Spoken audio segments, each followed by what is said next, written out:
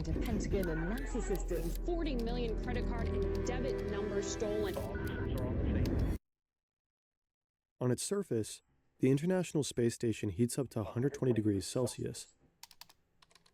The onboard temperature and humidity control system keeps the inside at the right temperature for human survival. Is this motherfucker gonna fry some fucking astronauts? If it fails, the astronauts stationed here would literally be cooked. And just now, a hacker has gotten hold of the system's software. He's not a hostile government agent, just a 15-year-old in his bedroom. He successfully gained So just depending on how fucking bored he is. access to 13 NASA computers. This teenager is a prodigy, one of the most talented young hackers the world has ever seen. And he didn't just break into NASA, he also hacked the Pentagon. From his point of view, he's just toying around. From the government's perspective, he's a national security threat. Largest identity theft case ever. Largest data breach in U.S. history. That affected millions of people. One that humiliated them over and over again. And one that they will go after ruthlessly.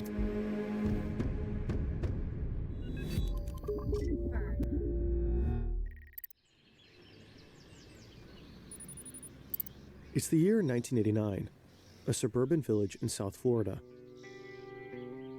This is Jonathan James. He is 6 years old. While other kids are outside playing tag, he's busy inside, glued to the family's computer. Mostly, he's just playing games. His parents are worried about his obsession. His dad is a programmer. At one point, he installs parental protection on the computer. But Jonathan just breaks through it. In his early teens, he starts reading books in the programming language C and the operating system Unix, a precursor for Linux and Mac OS. He studies source code extensively and talks to other computer enthusiasts. He spends countless hours in front of the computer, often until late into the night. One afternoon, Jonathan uninstalls Windows from his family PC, then installs Linux. No one asked him to. No one could stop him. His computer time regularly leads to arguments with his parents. It doesn't get any better once he gets his own PC. So he just does nothing but sit there and learn how a fucking PC fucking functions. You probably talk to this man, he fucking spits bionic code right back at you.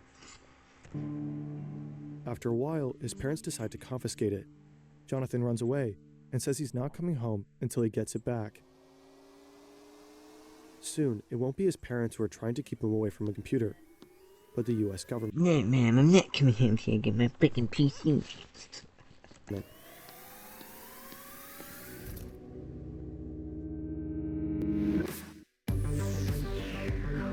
At 15, Jonathan has long morphed from curious preteen to full-blown hacker, one of the youngest and best at the time. Online, he's known under his alias, Comrade. Jonathan really enjoys messing with systems, not to break them, but to beat them. It's a power thing, a control thing. He likes the thrill of it. The tougher the system, the more it pulls him in. He goes in, proves it's not so secure after all, and moves on. He doesn't care much about the stuff inside. He doesn't steal data, delete files, or spread viruses. In fact, sometimes he does the opposite. He'll break in, then send a polite little email to the system admin. Hey, your setup's got holes. Here's where. Here's how to. I mean, that's not so bad. He's just fucking correcting them on what's wrong with their system, kind of like a cybersecurity person would. They sit there and hack your own system till they figure out what the loopholes and what's wrong with it, and then they tell you, and then you pay them to fix it. Fix it.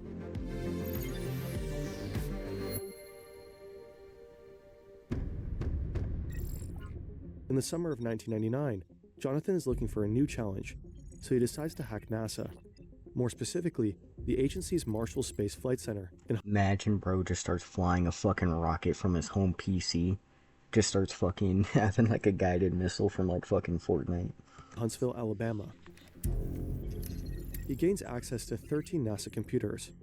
It's unclear how, and this time Jonathan decides to actually take something. He downloads proprietary software valued at $1.7 million. It's the software for the temperature and humidity control of the ISS.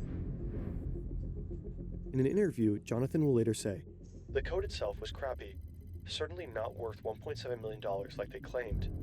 The only reason I was downloading the source code in the first place was because I was studying C programming, and what better way to learn than reading software written by the government?" Just downloading the software didn't give Jonathan remote control over the ISS systems. Having the source code is one thing, but actually sending commands to a spacecraft is a whole different story. It would have taken more steps to actually access the system. But this hack is still a massive security breach. If he wanted to do it, he probably could have.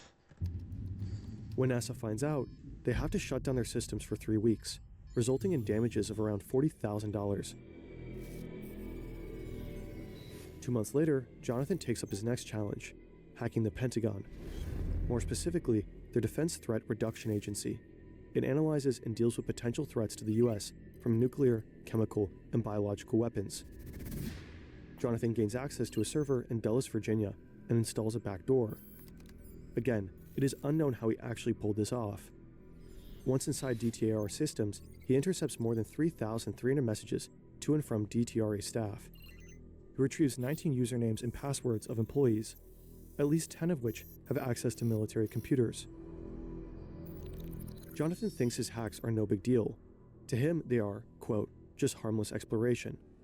Law enforcement disagrees.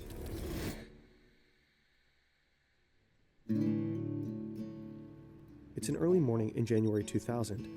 Last month, Jonathan turned 16.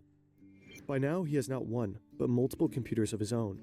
He is well connected with other hackers, sharing tips and tricks. He also loves Star Trek. His mother comes into the room and wakes him up. Jonathan, honey, the FBI's at the door. Yeah, that's one hell of a way to get a fucking wake up. That's fucking adrenaline straight to the fucking heart waking you up. They're here for him. They raid his family home and take 5 computers. They also take his Palm Pilot, some CDs, and his Star Trek book. Bold choice for evidence. You know the fucking officer was like, I don't have that volume yet, I'm gonna take that one. Jonathan is questioned by the officers. He admits everything and promises to never do it again. Then he hears nothing for 3 months. And then the authorities press charges, and his life begins to change dramatically. Jonathan James becomes the youngest person ever convicted of violating cybercrime laws in the US. If Jonathan had been an adult, he might have ended up with a decade behind bars. But he's still a minor. So the US District Court in Miami puts him on 6 months house arrest. Jonathan is no longer allowed to use his computers in his free time. And even worse, he has to write letters of apology to NASA and the Department of Defense. Later, he tests positive for drugs, a clear probation violation. So he gets sent to a juvenile detention facility for 6 months. He's scared about spending time there with actual criminals. His father will later say that prison changed Jonathan. It made him strangely idle. Looking back, Jonathan regrets the whole thing. What started as fun challenges ended with him behind bars. The thrills weren't worth it, not even close. From that point on, he decides to leave hacking behind for good. But not everyone believes him. And a few years later, his past life will catch up with him. Some viewers think our animations are made with AI.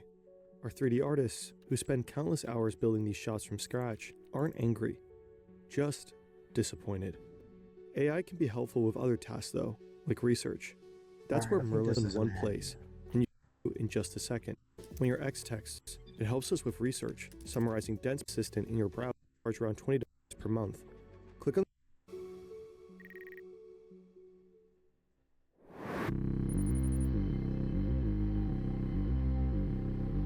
This is Albert Gonzalez. He's got a few things in common with Jonathan James. He was also born in the 80s. He too is a self-taught hacker. When he was 14, he also broke into NASA systems. And, as a consequence, he also got a visit by the FBI. But that didn't stop Gonzalez from hacking. Far from it. We don't know if Albert Gonzalez and Jonathan James knew each other, but they had a common hacker friend called Christopher Scott. Gonzalez went by many aliases on the internet, but his favorite was Soup Nazi, a reference to a Seinfeld episode. You want bread? Yes, please. $3.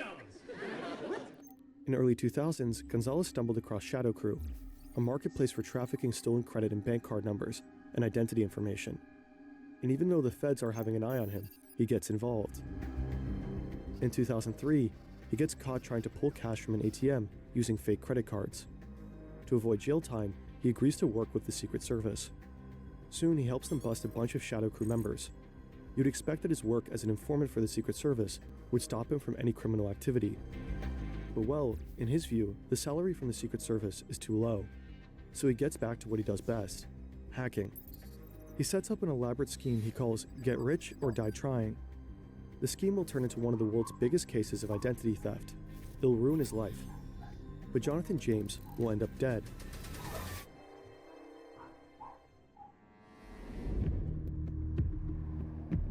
This is Scott, who is both friends with Gonzalez and James. Next to him sits someone who, according to criminal reports, is only known as JJ. They're doing something called war driving. It's a simple technique. You drive around in your car and park close to companies. You only need your laptop and a high-power radio antenna. Once you're close enough, you check for vulnerabilities in their Wi-Fi network. Back then, most companies weren't exactly taking So they're just rolling around like a fucking shitty Ghostbusters, fucking trying to rob whatever business has a shitty, fucking firewall. cybersecurity seriously. Inside Office Max, people are buying post-its and whiteboard markers in 4 colors, gearing up for a meeting that probably could have been an email.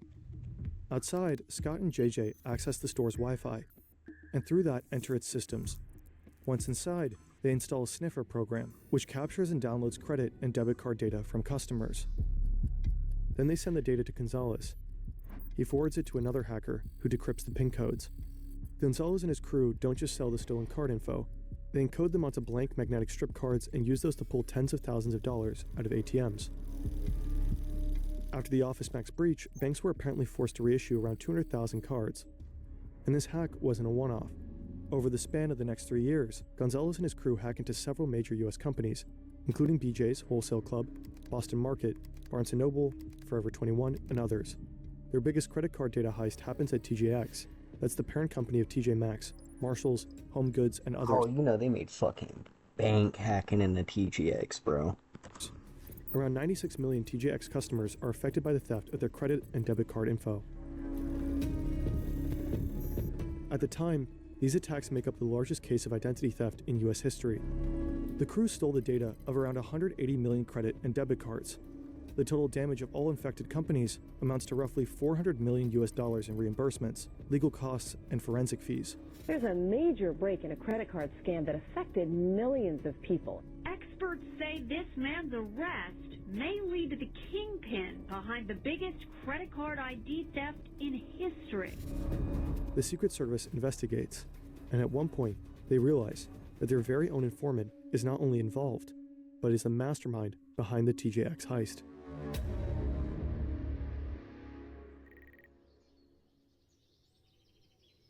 May 2008, Pinecrest, Florida.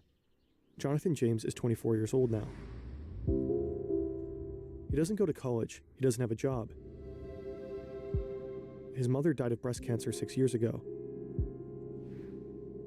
Together with his brother, he still lives in the house he grew up in. He apparently suffers from depression. Overall, he's living a withdrawn life and is retired from hacking. But today, he'll get another surprise visit. This time, it's the Secret Service. They raid the family's house, just like the FBI had done 8 years ago. They drew a connection from Gonzalez to Christopher Scott to him. They suspect that JJ is short for Jonathan James, and that he's part of the hacker group. The agents go through Jonathan's stuff.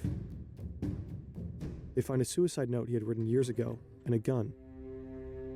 We don't know if the agents offer him psychological help, but according to Jonathan, they don't confiscate the weapon. They just left it there for him to kill himself with. Jonathan is shocked. He swears that he has nothing to do with the TJX case. What's going on? On the subpoena, he's able to find some answers. He reads about this guy, Albert Gonzalez. Jonathan recognizes him by another nickname he used online. Gonzalez has been working as an informant for the feds since 2003. For 5 years, Gonzalez used Scott to pull off his hacks. while simultaneously ratting out other hackers to the feds to stay in their good graces.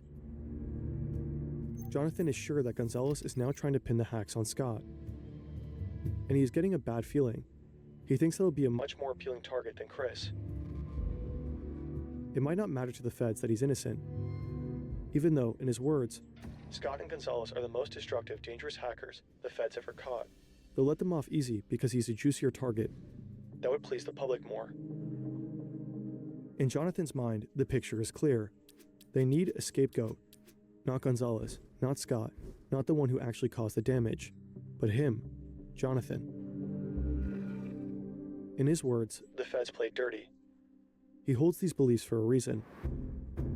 There's this paper that has made rounds in the hacker scene, Agent Steele's Guide to Getting Busted. It's basically a survival guide for hackers, written by one who ended up in prison. Agent Steele's real name was Justin Tanner Peterson. He was an American hacker who worked as an informant for the feds while continuing to commit crimes. Agent Steele writes, "The criminal justice system is a game to be played, both by prosecution and defense. And if you have to be a player, you'd be wise to learn the rules of engagement." He makes it clear that law enforcement isn't always fair. They play dirty and will do just about anything, including lie, to win their case. Jonathan read this guide, and he knows that Gonzalez is working with the feds, so he's convinced he's going to prison, even though he's innocent. The first time was already terrifying. He doesn't want to go through that again. So is he just gonna like fucking commit suicide because he doesn't want to go through it again?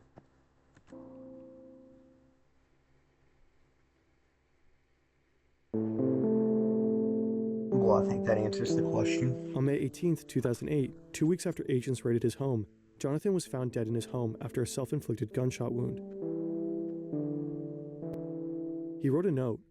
There are messages to his family and friends, passwords to his accounts. In this letter, he also expresses his opinion on the authorities. He writes, "I have no faith in the justice system. Perhaps my actions today, and this letter, will send a stronger message to the public. Either way, I have lost control over the situation, and this is my only way to regain control. Remember, it's not whether you win or lose, it's whether I win or lose. And sitting in jail for 20, 10, or even 5 years for a crime I didn't commit is not me winning. I die free."